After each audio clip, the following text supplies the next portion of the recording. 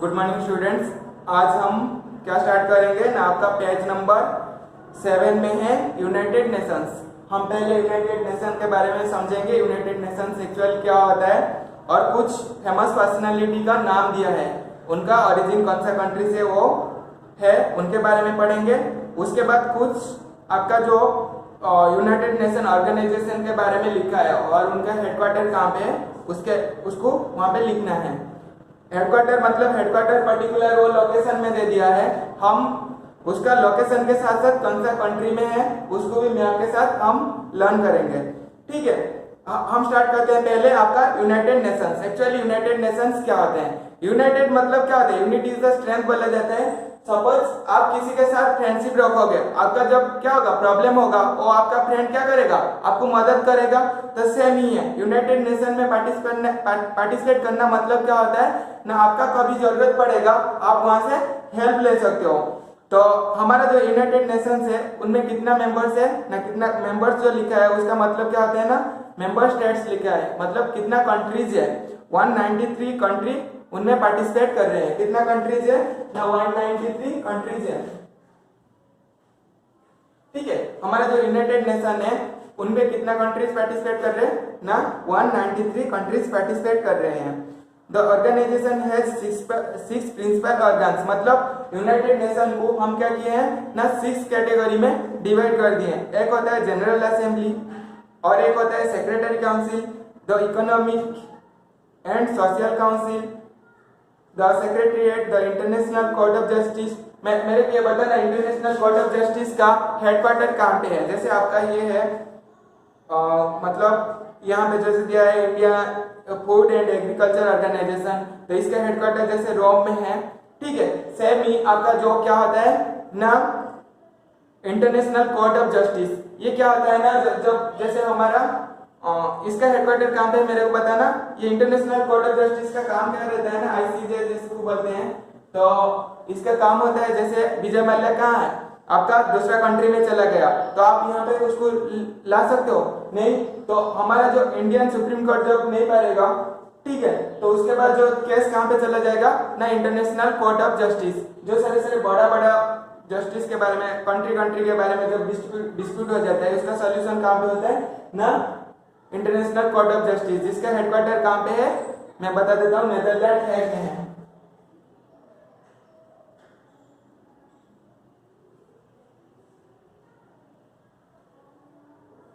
ठीक है, तो नेदरलैंड कहाँ पे होगा ना, फिनलैंड यहाँ पे होगा, नेदरलैंड आइलैंड।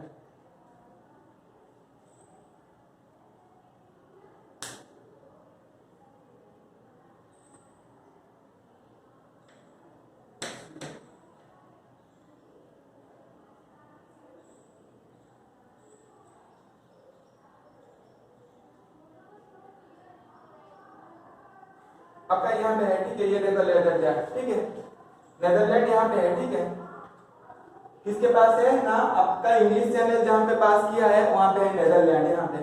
ठीक है, ये एक यूरोपियन कंट्री है और यहाँ पे है। तो हमारा इंटरनेशनल कोर्ट ऑफ जस्टिस जब बड़ा बड़ा केस का सोल्यूशन कहाँ पे होता है ना, नेदरलैंड में होता है जो इंटरनेशनल कोर्ट ऑफ जस्टिस है। उसके बाद है United Nations trusteeship council. The United nation headquarter resides in New York. ठीक है, इसका यूनाइटेड नेशन का हेडक्वार्टर कहाँ पे है ना, न्यूयॉर्क में है।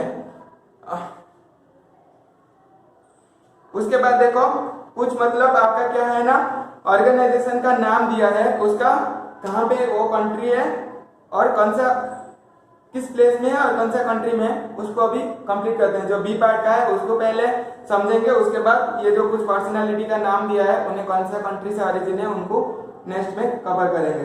आपका food and agriculture organisation, food and agriculture organisation का काम क्या होता है ना, आपका जैसे हंगर इंडेक्स, फूड सप्लाई कैसे होगा इसके बारे में वो डिसाइड करता है। आपका जैसे इंडिया में हंगर ज्यादा बढ़ जाते हैं तो एग्रीकल्चर में कैसे डेवलपमेंट होगा, क्या होगा, आपको कोई पैसा जरूरत है, कोई टेक्नोलॉजी का जरूरत है, तो कहाँ पे ये सारे सपोर्ट मिलेगा ना, फूड एंड एग्रीकल्चर ऑर्गेनाइजेशन, आप वहां से मदद ले सकते हो। तो इसके हेडक्वार्टर कहाँ पे है ना, रोम कहाँ पे है ना, इटली में है। तो देखते हैं रोम, पहले हम देखेंगे इटली कहाँ पे है, उसके बाद रोम। तो इटली कहाँ पे रहेगा, ये देखो इटली है, ठीक है, तो यहाँ पे रोम लिखा है, तो वो भी उसका कैपिटल होता है। तो फूड एंड एग्रीकल्चर ऑर्गेनाइजेशन कहाँ पे है ना, रोम में है। रोम कौन सा कंट्री में है ना, इटली में है। और इसका काम क्या होता है ना, हमारा हंगर को कंट्रोल करता है, जो फूड ग्रेन को जो मतलब प्रोडक्शन इंक्रीज करता है। और उसके बाद आता है international atomic energy commission, IEA।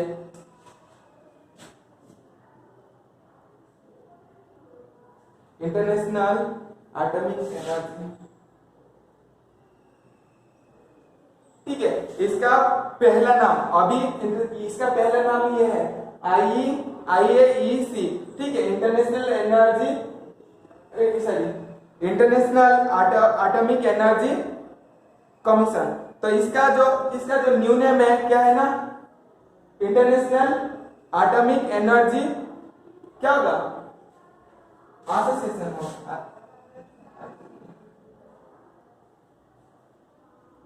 IEA हो गया, ठीक है। इसका न्यू नेम क्या हो गया ना, IAEA।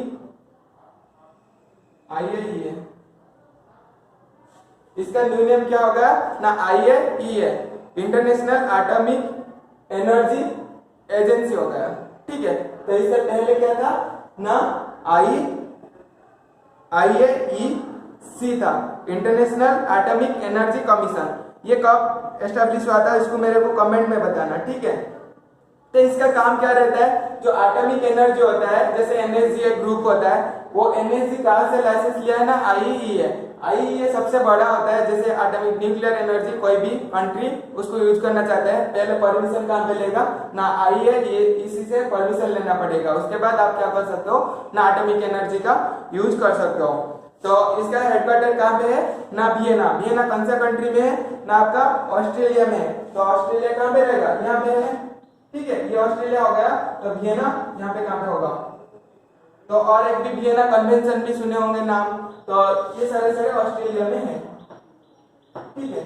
जो वियना होता है वो कौन सा कंट्री में है ना, ऑस्ट्रेलिया में है।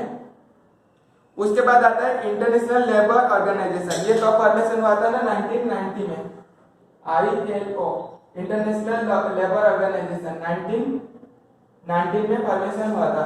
इसका काम क्या रहता है, तो लेबर मतलब क्या है, श्रम, मतलब जो आपका टेक्नोलॉजी, ये क्या करता है ना, आपको प्लेसमेंट क्रिएट करता है इंटरनेशनल लेवल में। सपोज आप क्या करोगे, USA में जॉब करने चाहते हो, तो इसका रजिस्टर कहाँ पे आपका रजिस्टर मेंटेन होगा ना, ILO में होगा, इंटरनेशनल लेबर ऑर्गेनाइजेशन। उसके बाद आता है इंटरनेशनल मॉनेटरी फंड, IMF। ये कब फॉर्मेशन हुआ था ना, 1945 दिसंबर 27 में। इंटरनेशनल मॉनेटरी फंड का काम क्या होता है ना, इंटरनेशनल मनी मार्केट में, हमारे इंडिया में क्या चलता है, रुपी चलता है, वहां पे दूसरा कंट्री में क्या चलता है ना, डॉलर वाला चलता है। तो ये क्या करेगा ना, आपको सपोर्ट करेगा, आपका जो इंफ्रास्ट्रक्चर डेवलपमेंट हो गया, और रोड कंस्ट्रक्शन, और कोई म्यूजियम, आप अच्छा से एक म्यूजियम बनाना चाहते हो, आपको कुछ फंडिंग चाहिए, तब क्या कर सकते हो ना, यहाँ से आप ले सकते हो। जो इंटरनेशनल मॉनेटरी फंड है वहां से आप क्रेडिट कर सकते हो, आपको जितना जरूरत है। तो इसका हेडक्वार्टर कहाँ पे है ना, वाशिंगटन DC। वाशिंगटन DC कहाँ पे होगा ना, USA में होगा। तो ये है United nation, United state of America. तो वाशिंगटन DC USA में है,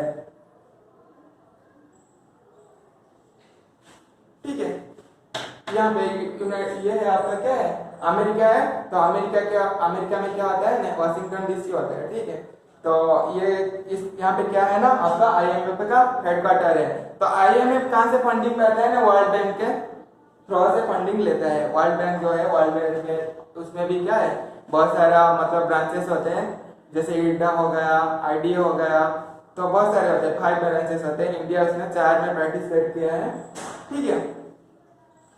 तो जब भी इंडिया को मनी जरूरत पड़ता है, वो इसीलिए क्या करता है, वर्ल्ड बैंक से क्रेडिट कर लेता है।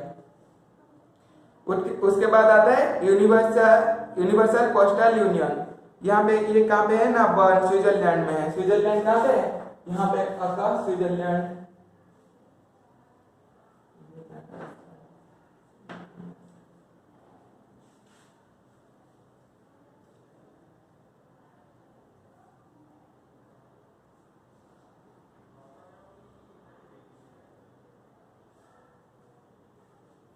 यहाँ पे होगा, ठीक है, यहाँ पे होगा यूरोपियन कंट्री है, यहाँ पे देख लेना, ये इसके पास छोटा सा कहाँ पे लिखा है तो इसको ढूंढना पड़ेगा।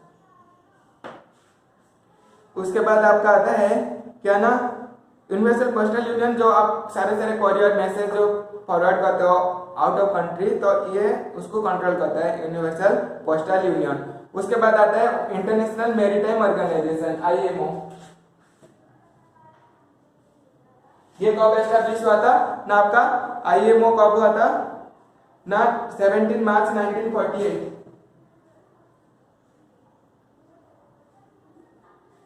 तो IMO का हेडक्वार्टर कहां पे है ना, लंदन में है, लंदन, ठीक है, ये कहां पे है ना, लंदन में। तो IMO का काम क्या रहता है, इंटरनेशनल मैरीटाइम ऑर्गेनाइजेशन। मैरीटाइम मतलब, मैरीटाइम से आपको क्या समझ में आता है ना, ये सारे सारे नेवी फेवी को कंट्रोल करता है, जैसे हमारे ओशन होता है ना, ओशन बाउंड्री को IMO कंट्रोल करता है।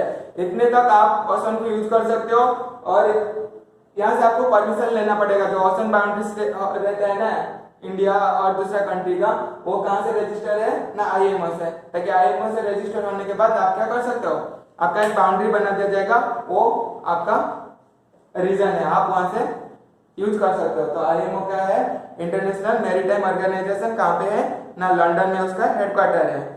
उसके बाद आता है United Nations educational scientific and cultural organisation. हम पढ़े थे इससे पहले, क्या पढ़े थे, United Nations world heritage sites जो पढ़े थे, तो सेम ही है। यूनेस्को उसको क्या करता है, लाइसेंस देता है। जैसे यूनेस्को के थ्रू में आपको वर्ल्ड हेरिटेज साइट आपका इंडिया में कितना है, वहां पे लिस्टेड होने के बाद क्या हो जाएगा, आपको उनका डेवलपमेंट के लिए भी फंडिंग मिलता है। तो और क्या होता है ना, कुछ रिसर्च, जैसे साइंटिफिक रिसर्च के बारे में आप ज्यादा नॉलेज करना है, नॉलेज गेन करना है, तो क्या ना चाहिए, तो यूनाइटेड यूनेस्को का एक मेंबर होना चाहिए, ताकि उन्हें जो टेक्नोलॉजी है आपके साथ शेयर करेंगे।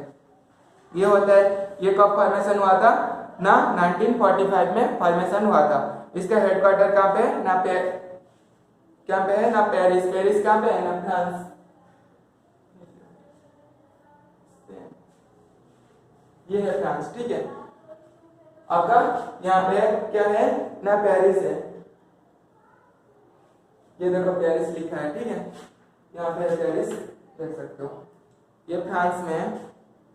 उसके बाद आता है वर्ल्ड टूरिज्म ऑर्गेनाइजेशन। टूरिज्म का मतलब क्या होता है ना, आप कोई दूसरा कंट्री में टूरिस्ट वीजा लेने चाहते हो, तो ये क्या होगा, ये सारे सारे डिफरेंट कंट्री, आप जिस कंट्री के साथ रजिस्टर किए हो, ये क्या है, WTO में, UNWTO में, ताकि आप क्या क्या कर सकते हो ना, वो कंट्री घूम सकते हो टूरिस्ट वीजा के थ्रू में, ठीक है। सपोज आपका कंट्री रजिस्टर नहीं होगा, तो वो कंट्री के लिए आप नहीं जा पाओगे टूरिस्ट वीजा में। तो ये होता है वर्ल्ड टूरिज्म ऑर्गेनाइजेशन। इसका हेडक्वार्टर कहाँ पे ना, मैड्रिड स्पेन में है।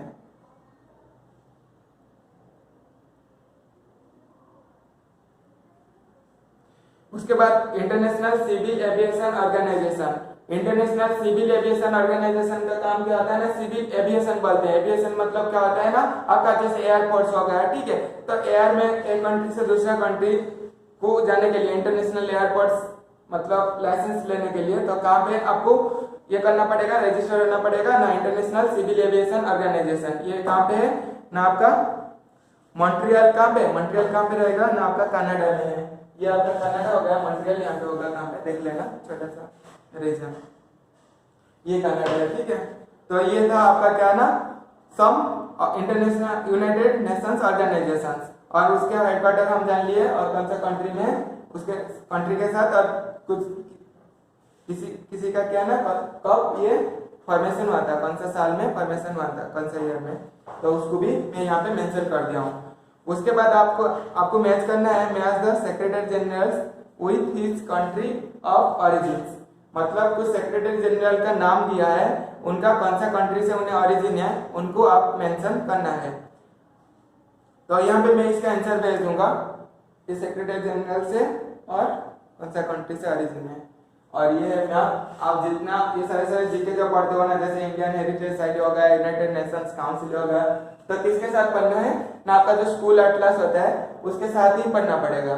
ताकि क्या होगा ना, हमारा जो दिमाग क्या होता है, इमेज फॉर्मेट में सारे सारे डाटा सेव करता है, ताकि आप इसके साथ कंपेयर करके याद रख लोगे, तब फ्यूचर में क्या होगा, बोलने का चांसेस नहीं रहेगा। आप सपोज क्या करोगे, ना ऐसे रट्टा मारोगे, कभी कभी क्या हो जाएगा ना, इसका आंसर इसके जगह में रह जाएगा। तो इसीलिए जब भी जीके पढ़ोगे क्या पढ़ना है, मैप के साथ ही पढ़ना पड़ेगा, ठीक है। जैसे ये सारे इंडियन हेरिटेज साइट होगा, यूनाइटेड नेशंस ऑर्गेनाइजेशन होगा, नहीं तो हमारा क्या है क्लाइमेट और वेटलैंड के बारे में पढ़ना चाहते हो तो ये सब, और ओशन हो गया, कॉन्टिनेंट्स के बारे में पढ़ना चाहते हो तो ये केस में क्या होगा, मैप बहुत इंपॉर्टेंट पार्टिसिपेट करता है ये प्लेस में, ताकि जब भी ये सारे बारे में पढ़ते हो तो मैप के साथ पढ़ना चाहिए, ठीक है। Thank you.